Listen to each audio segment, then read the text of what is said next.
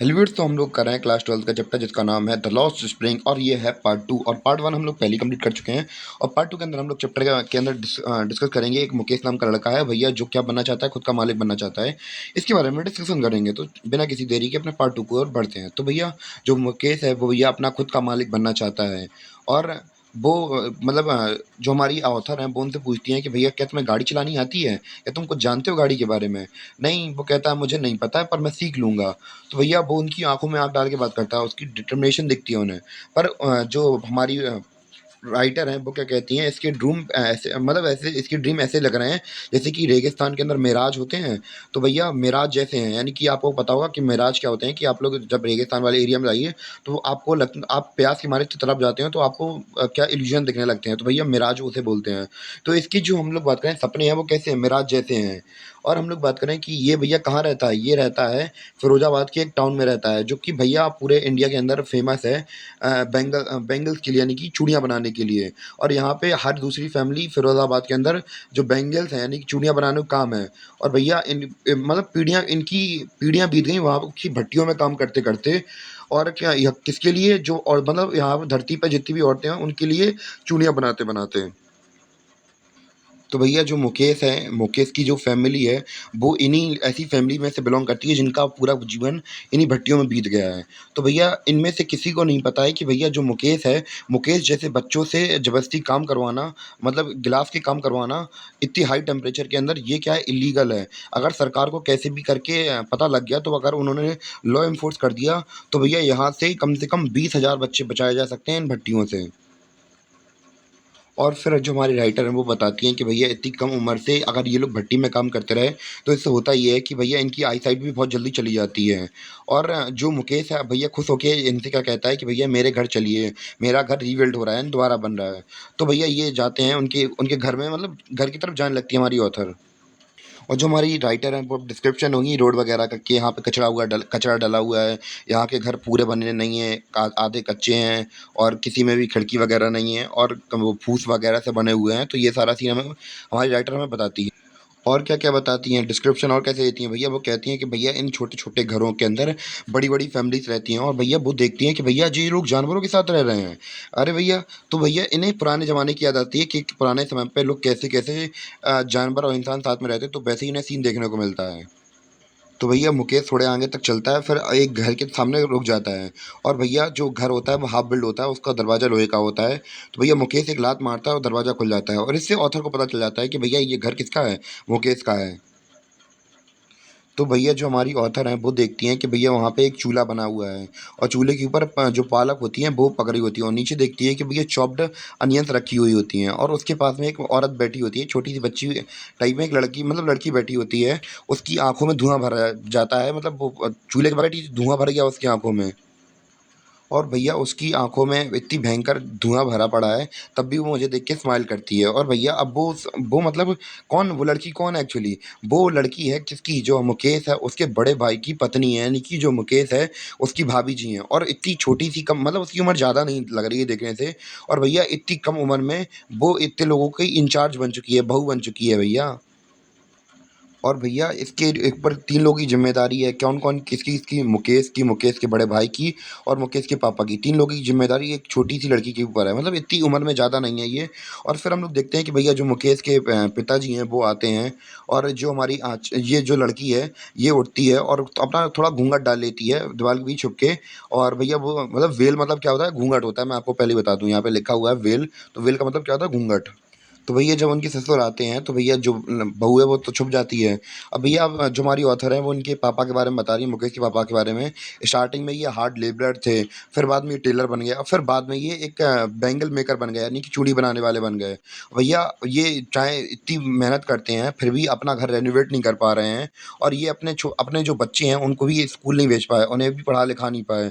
और भैया पढ़ा लिखा नहीं पाए, पर इन्होंने एक चीज़ कर दी कि भैया जो ये हैं, मुकेश के पापा हैं, इन्होंने अपने बच्चों को जो चूड़ियाँ होती हैं उसकी चूड़ियों को बनाने की कला सिखा दी है इन्हें, जिससे कि ये अपना गुज़ारा कर सकें। तो भैया पास ही में इनकी जो द ग्रैंड मदर होती हैं मुकेश की, वो बैठी हुई होती हैं और वो कहती हैं कि भैया ये जो हमें भगवान ने क्या दिया है, बैंगल मेकिंग का काम दिया है, ये कभी कोई टूट सकता है और ये हमारे पूर्वजों से बहुत सदियों से चला हुआ आ रहा है और हम लोग भी अब इसी को फॉलो करेंगे। तो क्या ये जो हमारा काम है, ये लिंकेज है, क्या ये टूट सकती है क्या? और फिर जो हमारी ऑथर हैं वो ये भी बता रही हैं कि भैया उनकी दादी ने ये भी बताया कि उन्होंने अपनी आँखों से अपने पति को अंधा होते हुए देखा है इस बैंगल की डस्ट से। यानी कि हमने जैसे कि बात की थी पहले ही कि भैया जो बैंगल की डस्ट से अगर ज़्यादा समय तक काम करते रहो तो भैया आँखें खराब हो जाती हैं। तो वैसे ही इनकी दादी ने अपने पति की आँखें खराब होती हुई देखी हैं। और फिर इनकी दादी और भी कहती हैं उनकी दादी और कहती हैं कि भैया कि यहाँ पे अगर जो इस फैमिली के अंदर बैंगल मेकिंग फैमिली के अंदर कोई भी अगर पैदा होता है तो भैया अलग-अलग प्रकार की स्पाइरल बैंगल्स को देखता है और वो उसके रंग भी बताती हैं जैसे कि Sunny, gold, paddy, green, royal blue, pink, purple. तो हर कलर के मतलब रंग-बिरंगे कलरों के बारे में बताती हैं कि कैसे-कैसे जो इस बैंगल मेकिंग इंडस्ट्री के जो फैमिलीज़ वगैरह होती हैं, तो भैया वो ऐसे ही हमेशा जीवन भर यही सब चीज़ें देखते रहते हैं। और भैया हम लोग बात करें यहाँ के बच्चों की, तो यहाँ के बच्चे भी अपने पेरेंट्स के साथ अंधेरे कमरे में लैंप की रोशनी में बैठकर उन बैंगल्स को शेप देते रहते हैं, जिससे कि उनकी भी आँखें कैसी हो जाती हैं, खराब हो जाती हैं। अब इनका जो एनवायरनमेंट है वो अंधेरे में रहता है और धीमे-धीमे फिर क्या होने लगता है, इनकी आँखें भी जाने जाने लगती हैं, क्योंकि भैया ऐसे एनवायरनमेंट में रहने से आँखें बिल्कुल ज़्यादा अच्छी नहीं रह पाती हैं, तो वही इनकी आँखें भी हो सकता है कि जल्दी उम्र में चली जाएँ, जब वो मतलब एडल्ट हों तब तक वो चली जाएँ। तो अब हमारी ऑथर हमसे कहती हैं कि भैया उन्होंने एक लड़की को देखा जिसका नाम सविता है, वो बहुत छोटी लड़की है, जिसने कि पिंक ड्रेस पहन के रखी है, जो कि बैठी है एक बूढ़ी औरत के बगल में और वो क्या कर रही है, वो ऐसे ही चूड़ी को शेप दे रही है और वो इतनी तेज़ी से काम कर रही है, ये देख के हैरान हो जाती हैं वो कितनी जल्दी-जल्दी काम कर रही है। फिर हमारी जो ऑथर हैं वो कहती हैं कि भैया ये इतनी जल्दी-जल्दी काम कैसे कर रही है? फिर वो बताती हैं कि भैया बचपन से ही ये ऐसे काम करती आ रही है, तो अब धीमे-धीमे जब ये थोड़ी बहुत बड़ी हो गई है, भले ही चाहे अभी बच्ची हो पर काफ़ी समय से काम कर रही है, तो इस वजह से ये इतनी एक्सपर्ट हो गई है। तो क्या उस बच्ची को पता है कि भैया इस जो बैंगल है इसका मतलब क्या है? यानी कि ये सिम्बलाइज़ किसको करता है? यानी कि औरतों को सुहाग को बताता है, कौन? हमारा चूड़ियाँ बताती हैं। तो ऑथर कहती हैं कि भैया एक दिन बाद कुछ मतलब एक एक दिन ये भी इन बैंगल्स को पहनेगी जब बड़ी हो जाएगी, इसकी शादी होगी तब ये इसकी इम्पोर्टेंस समझेगी। जैसे कि इसकी बगल में जो औरत बैठी है बूढ़ी-सी वो इसकी इम्पोर्टेंस जानती है, वैसे ही एक दिन ये भी जान जाएगी जब इसका मतलब शादी वगैरह होगी तब। तो भैया जो बूढ़ी औरत बैठी थी सविता के बगल में, तो वो भैया बताती है कि मैंने जीवन भर एक टाइम का खाना नहीं खाया और उसके बगल में उसके पति बैठे रहते हैं। वो कहते हैं भैया मैंने कभी भी इस बैंगल बनाने के सिवा और कोई काम किया नहीं। तो भैया इन्होंने ज़्यादा पैसा तो नहीं कमाया पर इन्होंने इतना पैसा कमा लिया कि भैया इन्होंने छत दे दी अपने घरवालों को। भैया इन्होंने जो काम कर दिया, यहाँ के आस-पास के लोग तो वो भी नहीं कर पाते हैं कि अपने घरवालों के लिए एक छत बना के दे दें, इस काम के ज़रिए। पर इन्होंने वो कर दिखाया है कि भैया अपने घरवालों के लिए कम से कम छत तो छोड़ के रखिए, कम से कम वो आगे चल के अपना गुज़ारा कर सकें। और भैया जो हमारी ऑथर हैं वो और बताती हैं हमारे कि जो बच्चे हैं यहाँ के और जो बड़े हैं भैया और इसके सिवा और कोई सपना मतलब बड़े-बड़े सपने नहीं देख सकते हैं क्योंकि भैया उन्हें बैंगल मेकिंग बनाने से ज़्यादा उन्हें कोई प्रॉफ़िटेबल बिज़नेस नहीं मिल पाता है। क्यों? क्योंकि भैया अब वो हम लोग आगे बताएँगे। तो भैया और जो हमारी ऑथर हैं वो बताती हैं कि भैया यहाँ के जो बच्चे होते हैं वो अपने पेरेंट्स को देखते हैं कि वो कैसे बैंगल मेकिंग कर रहे हैं, तो उसी के साथ वो लोग लग जाते हैं और अपने फैमिली को अच्छी तरीके से फ़ीड भी नहीं कर पाते हैं, जैसा कि हम लोगों ने अभी पिछले एग्ज़ाम्पल में देखा। और ऐसी ही कंडीशन सभी लोगों की है कि भैया सभी लोग यही सोचते हैं कि भैया हमारा कुछ नहीं हो पाएगा, हम तो ऐसी समाज में पैदा हो गए हैं। और भैया जो हमारी ऑथर हैं वो अब भैया इनके एल्डर से पूछती है कि भैया आप लोग कॉर्पोरेटिव्स क्यों नहीं बना लेते हैं? अगर आप लोग कॉर्पोरेटिव्स बनाएँगे तो भैया आपको बहुत ज़्यादा प्रॉफ़िटेबल होगा। ये मिडलमैन को बीच में क्यों रखते हैं, जो कि बिचौलिए का काम करते हैं, आपसे सस्ते दामों पे खरीदते हैं और दूसरी जगह पे जाके महँगे दामों पे बेच देते हैं।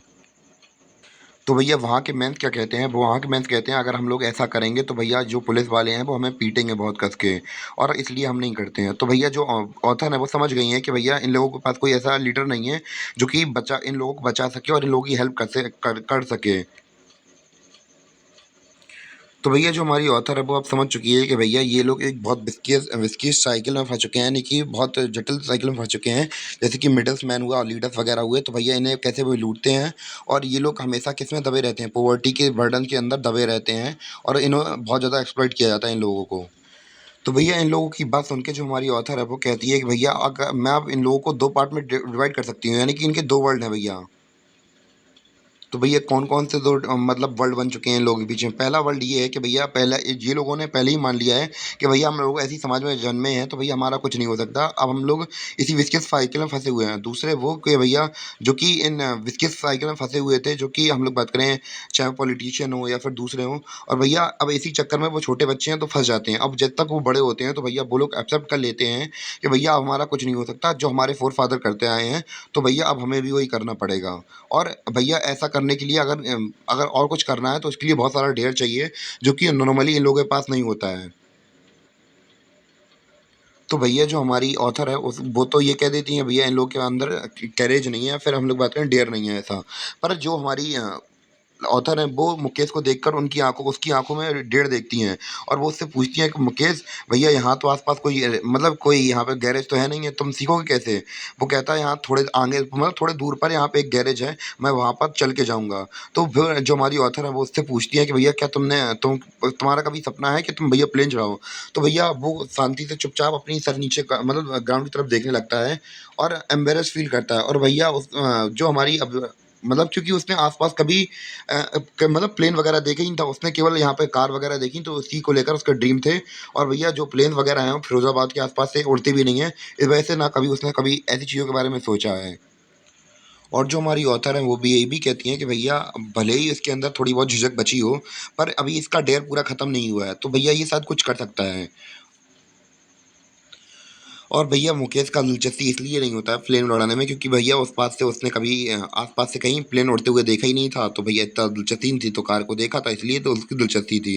इस प्रकार हमने देखा कि भैया कैसे-कैसे जो सर्कमस्टेंसेस होती हैं, सिचुएशंस होती हैं, पॉवर्टी होती है, इसकी वजह से जो मतलब बच्चों हैं उनका बचपना कैसे खत्म हो जाता है।